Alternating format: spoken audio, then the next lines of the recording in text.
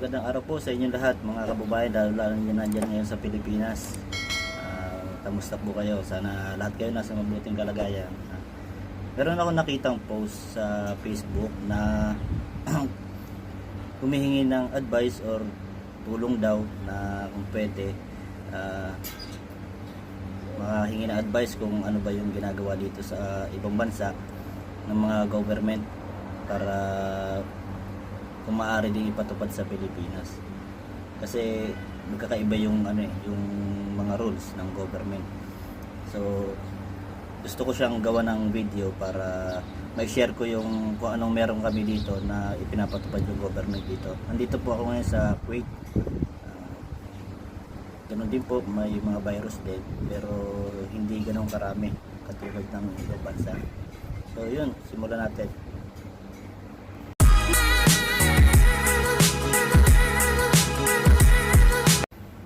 So yun guys, ano bang meron dito na ipinapatupad dito sa bansa kung nasaan kami ngayon, dito sa Kuwait. Unang-una, ang batas dito, lahat sinusunod. Lahat ng tao dito may disiplina. Although yung iba walang disiplina, pero kailangan nilang sumunod sa batas dito. Kasi yung batas dito, pag sinabi nilang ito yung pinatupad, kailangan yun talaga yung dapat gawin. Kaya kailangan mo, ayaw sa gusto mo, kailangan mo sumunod sa ipinapatupad nilang batas. Yun yung pinakamaganda na nandito sa bansa kung nasaan kami ngayon. Katulad ng curfew, meron din sa atin yung curfew. Dito kasi pag oras ng curfew at nasa labas ka, pwede ka nilang hulihin at pwede ka makulong ng hanggang 3 taon. O kaya magmumulta ka ng 10,000 Kuwait dinar. Sa halaga sa peso natin siguro mga nasa 1.6 million, di ba? Sige, pagka nahuli ka, may pera ka, pwede kang mag-bill ng magmulta ng 1.6 million. Tapos yun nga, meron ditong mayroong oras dito yung curfew. Nagsisimula siya ng 6 AM to 5 PM. Pwede kang mamili sa labas. Siyempre, yung mga bibili mo, yung mga importante lang. Hindi mo naman kailangan lumabas kung wala ka nang bibili. Importante, di ba? So, yun. Meron dito mga lugar na hindi talaga sila nagpapapasok, hindi nagpapalabas sa lugar na yun. Kasi, kumbaga, meron sigurong may COVID doon. Lahat ng labasan doon, lahat ng pasukan, meron mga pulis. Walang pwedeng lumabas, walang pwedeng pumasok sa lugar na yun. Yun nga. Yun guys, isa pa sa kagandahan dito. Pag mamimili ka sa supermarket, bago ka pumasok ng supermarket, babariling ka muna. Titignan yung temperature mo kung mataas or mababa. Saka may bilang lang yung pwedeng pumasok, kung ilang katao lang yung pwedeng pumasok sa loob ng supermarket. Yun. Kaya bago pumasok sa supermarket, titignan yung temperature mo. Doon pa lang makikita na kung safe ka ba, kung merong virus yung papasok or wala. Kaya lahat ng pumapasok sa supermarket, lahat dumadaan sa scanner. Yun ang kagandahan doon. Kasi siyempre pagpasok mo sa loob, iba-ibang tao yung kalahubilo mo sa loob ng supermarket. Kaya ini-scan muna nila. Tinitignan nila yung temperature kung okay ba to or hindi. Ganun. Ganun din yung mga supermarket dito, may oras lang din sila. Kung hanggang ano oras sila magbubukas, magsasara, ganun. Kami sa restaurant kasi kami. Nagsisimula din kami ng alas 6 ng umaga hanggang alas 4 ng hapon. Kasi pag patak ng alas 4, maglilinis na kami hanggang mga 4:30 kasi alas 5 curfew na ulit. So ang restaurant dito lang siya, lahat sila order lang, for delivery lang, walang dine in kasi syempre bawal yung magdikit-dikit, social distancing na daw. Yun, for delivery lang. Saka mahigpit dito yung parang baladiya na tinatawag. Hindi ko alam kung tawag sa Pilipinas na tayo, mga parang DOH. Check na mga kailangan like naka-mask, naka-guantes.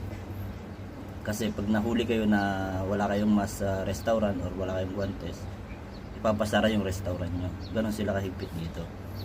Kaya yun, puro for delivery ang ano, parang sa atin yung mga nagdi-delivery ng mga Jollibee, ganon din dito. Saka dito, bawal dito yung maglalakad ka ng grupo-grupo kayo. Bawal kasi mga hanggang about 12 or 10 kayo, bawal kayo maglakad-lakad dito. Hulihin kayo ng pulis. Pagmumultahin kayo. Yun yung mga ipinapatupad ditong batas. Hindi katulad sa atin dyan na mas marami pa yung pasaway. Sana makiisa tayo sa gobyerno. Kasi para sa atin din yung ginagawa nila. Kasi yung iba nagre-reklamo na hanggang kailan ba yung quarantine, hanggang kailan ba yung lockdown. Lahat naman tayo gusto nating matapos na yung lockdown na yan. Siyempre, ang hinihiling lang ng gobyerno, makiisa tayo na huwag tayong lumabas ng bahay, stay home nga, para matapos na yung lockdown. Saka hindi na masyadong dumami yung mga virus dyan sa atin. Kasi meron pa rin makulit. Yung iba, barangay official pa yung mga namumuno ng mga kalokohan. Tulad ng mga binabalita sa TV na may puboxing pa, di ba? Ang masakit lang doon ay barangay official pa yung namumuno. Meron pang nagsasabong, di ba? Kung gusto talaga natin makatulong sa gobyerno, yung simpleng wag mong paglabas ng bahay, yun malaking tulong na yun sa gobyerno. Kasi yung iba sabi, hindi namin kailangan namin lumabas kasi kailangan namin pagkain. Lahat tayo nagugutom. Lahat magugutom. Meron namang ginagawa ang gobyerno para sa atin. Na nagbibigay naman sila ng tulong. Although hindi naman lahat nabibigyan. Gumagawa sila ng paraan para mabigyan lahat. Kasi kami dito mga OFW, kala nyo maganda yung buhay namin kasi nasa ibang bansa kami. Pero kung ano yung hirap nyo dyan, mas mahirap kami dito kasi dito walang tumutulong sa amin. Kumbaga kami lang at saka yung ibang mga Pilipino dito na medyo may angat sa buhay, hindi maangat. Kumbaga merong may tutulong gano'n.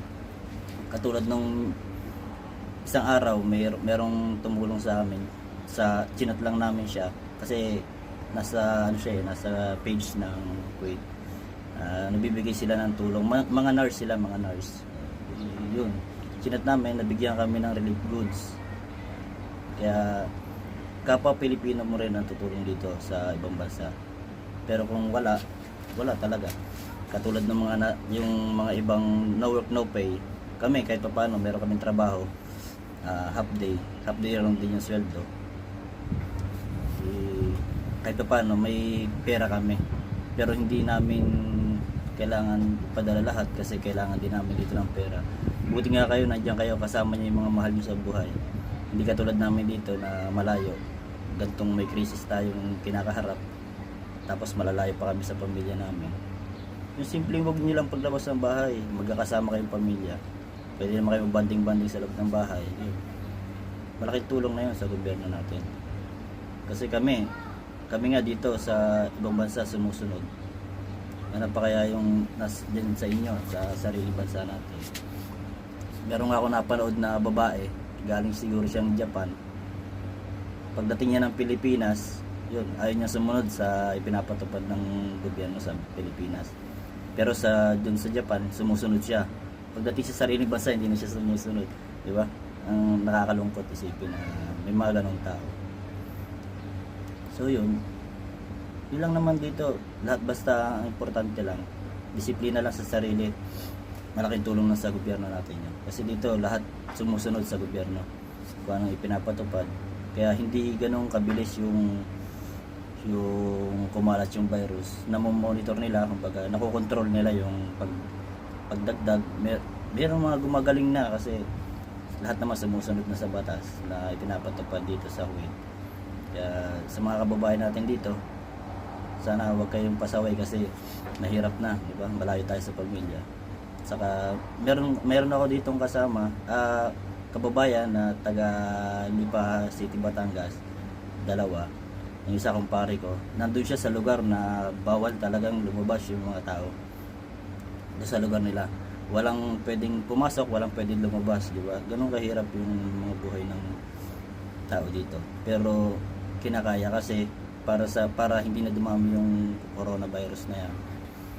Sila no work no pay talaga sila. Kung walang magbibigay sa kanila, wala silang kakainin.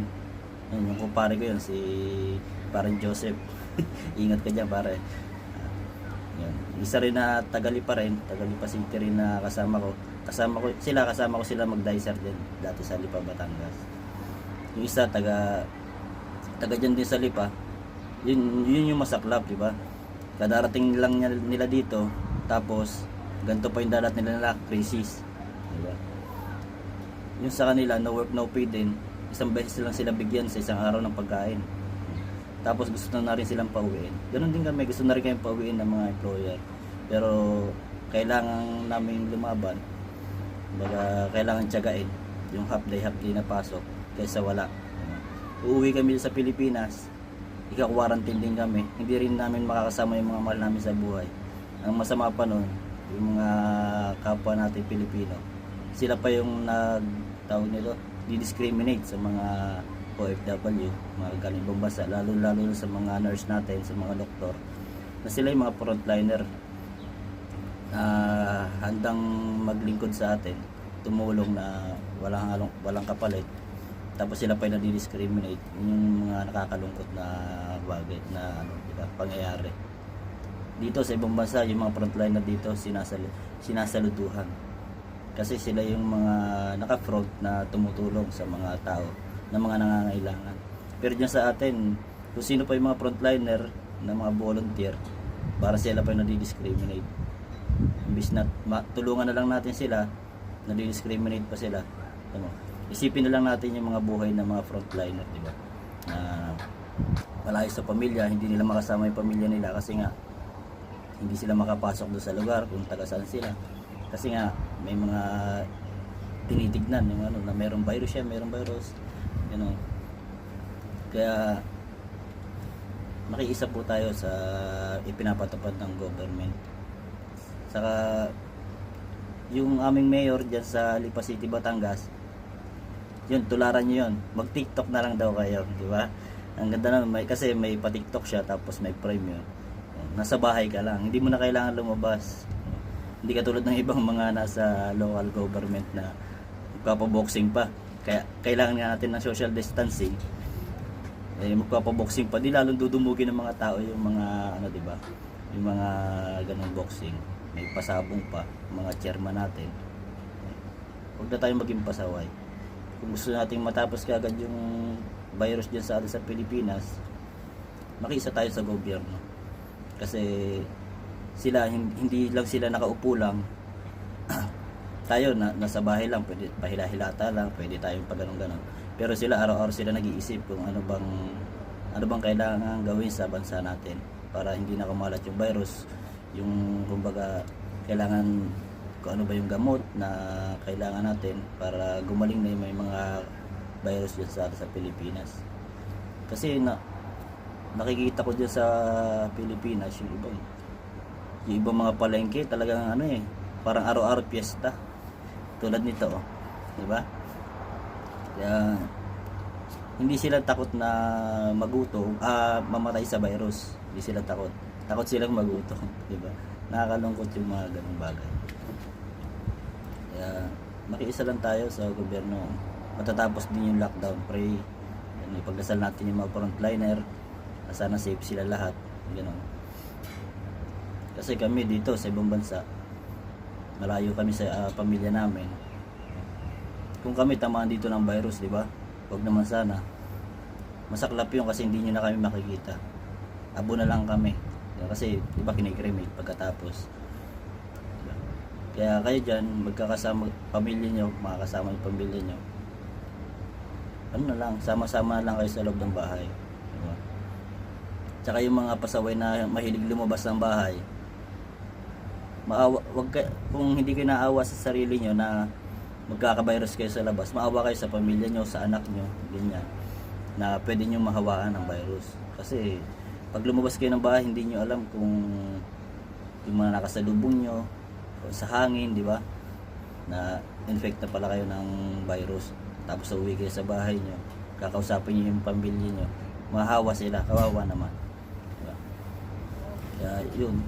Saka yung mga tumutulong sa atin na mga local government or mga volunteer, pasalamatan natin.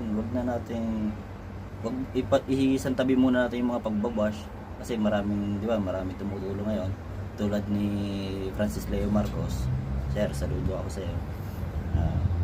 Tumutulong na, binabash pa, di ba?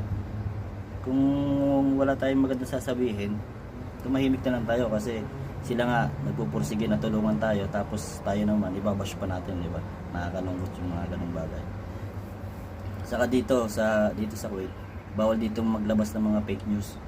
Kaya hindi ako nagbabanggit kung ilan na may COVID dito, kung ilan na ba yung gumaling, kasi baka mali yung mabigkas kong bilang, pwede ako mahuli dito.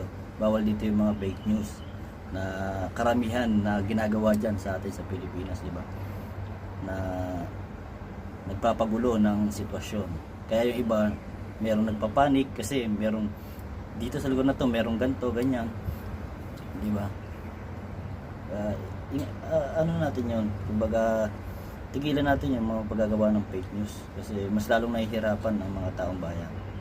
Kumbaga, yung mga walang magawa sa buhay, mag-TikTok na lang kayo kaysa labas kayo ng labas ng fake news, diba? Mas nakakagulo lang sa ano natin, sa bansa. Imbis na mabilis na mawala yung virus sa atin, ay nagpapanik pa yung mga tao kasi nga keso ganto ganyan, diba? Kawawa naman yung mga tao. Sa magtulungan tayo, kumbaga yung mga kapitbahay natin, alam natin walang wala at meron din tayo, kahit isang kilong bigas bigyan natin, di ba? Kasi lahat tayo naghihirap ngayon sa panahon na to. Lagi lang tayo magdadasal. Saka kung maaari po yung mga ipinamimigay ng DSWD, sana wag po tayong mamili ng mga bibigyan. Kasi nakita ko dun sa Facebook din, merong may nag-post ng video niya na porket OFW hindi na binibigyan kasi abroad daw yung asawa, abroad daw yung ganto yung pamilya. Pare-pareho po tayo na sa sitwasyon ngayon ng crisis. Wala kayong trabaho dyan, wala rin kaming trabaho dito. Kumbaga, karamihan sa Pilipino dito, no work, no pay din. Kaya kami, pasalamat din kami kahit papano, half day may pasok kami. Pero wag sana pong gano'n. Kumbaga, lahat po tayo nangangailangan ng ayuda ngayon na galing sa gobyerno. Hindi porket abroad yung asawa mo, abroad yung pamilya mo, mayaman ka na, mapera ka na. Katulad nga po ng sinabi ko sa inyo kanina na kasamahan ko dito nandito rin sa Kuwait, na kasama ko din dati sa Pilipinas. Dumating sila dito, mga isang buwan pa lang, nandiyan na yung virus, di ba? Gusto na silang pauwiin. Katulad nun, marami pa siyang utang dyan sa Pilipinas, tapos yung pamilya niya hindi niyo bibigyan ng galing sa gobyerno, bigay ng DSWD, di ba? Kawawa naman yung mga ganong nagbabayad pa ng utang. Galing yan abroad yung anak niyan, hindi natin bibigyan ng ng form kasi mapera yan. Hindi po gano'n. Kasi dito, karamihan din dito na OFW wala rin trabaho. Sana maging pantay-pantay po yung kumbaga kung lahat magbibigyan, bigyan po lahat kung maaari. Kasi hindi porket OFW kami, mapipera na kami. Mayaman po kami sa resibo. Katulad ngayon, ako, buti mabait yung may-ari ng bahay namin na inuupahan. Umuupa lang kasi ako dyan sa Lipa City. Buti mabait. Napapakiusapan namin na kung maaari, after na ng lockdown ng virus na yan, kami magbigay. Kasi meron mga ganong may-ari na nakakaintindi. Paano yung mga hindi nakakaintindi, di ba? Ako yung sineldo ko nga na itong buwan na to, hindi ko siya napadala sa pamilya ko. Kasi kailangan ko rin ng pera dito. Buti yung asawa ko dyan, kahit pa paano, nabibigyan ng relief. Kaya maraming salamat sa ating barangay captain dyan sa Lipa City na nasasakupan ng barangay namin. Saka may sideline yung asawa ko, nagkakashare siya sa supermarket. Kahit pa paano may pang raos siya sa araw-araw. So yun, paano yung iba na hindi na bibigyan, di ba? Kawawa naman. Kaya sana pantay-pantay. Wag natin tignan kung kung ano ba yung pagkatao niyan. Kasi yung iba, umuupa lang, hindi daw butante, ganyan. Hindi daw butante, hindi daw taga rito. Tulungan natin kung hindi taga rito, hindi butante. Huwag natin tignan kung butante ba yan o hindi butante. Kasi yung pinagdadaanan natin pare-pareho. Diba? Kawawa naman sila. Lahat tayo walang trabaho. Lahat sila walang kita. Diba, buti ibang lugar diyan sa atin sa Pilipinas, ibang barangay ganyan. Merong mga nangungupahan, hindi taga ron kasi nagtatrabaho lang diyan. Binibigyan pa rin nila ng tulong kasi siyempre wala rin trabaho 'yon. Kaya maraming salamat sa mga LGU na ginagawa yung mga ganun. Tulad nung sa ibang lugar na natrap na sila kasi uwi sila ng probinsya. Ngayon hindi sila makalampas. Na stranded na sila doon sa lugar na yon. Tulad ng mga kasama namin diyan, ng mga riders sa Batangas City. Shout out sa inyo, Motorcycle Cups sa BMC. Merong isang bus na na-stranded diyan sa Batangas na ngayon tinutulungan nila. Diba? Tulad noon, hindi taga ron yung mga tao, tapos na-stranded dun sa lugar na yon. Tinutulungan nila kasi wala ring pagkakakitaan yung mga tao na kasi bumiyahe sila, na-stranded sila doon. Yan, buti may mga magagandang loob, mga mababait na tao na handang tumulong kahit hindi taga ron, hindi butante, pero tinutulungan nila yung mga ganun. So yun lang guys. So yun guys, hanggang dito na lang. Sana lagi kayo mag-iingat, mga kababayan namin dyan sa Pilipinas. Ganun din dito sa Kuwait at sa mga nasa ibang bansa pa, sa ibang panig ng mundo. Kasi yung COVID-19 hindi lang to sa isang bansa buong mundo to. Kaya sama-sama tayo magdasal na sana mawala na yung COVID-19 na to. Yung mga nandito sa Kuwait na nanonood, meron akong hindi nabanggit kanina tungkol sa mga rules dito na ipinapatupad. Comment ko lang sa ibaba para makita natin. Saka paki-like and share na rin ng video ko para makita na rin ng ibang mga kasama natin dyan sa Pilipinas, mga kababayan. Paki-subscribe na rin para sa panibago nating video na gagawin, ma-updated kayo. Salamat. God bless.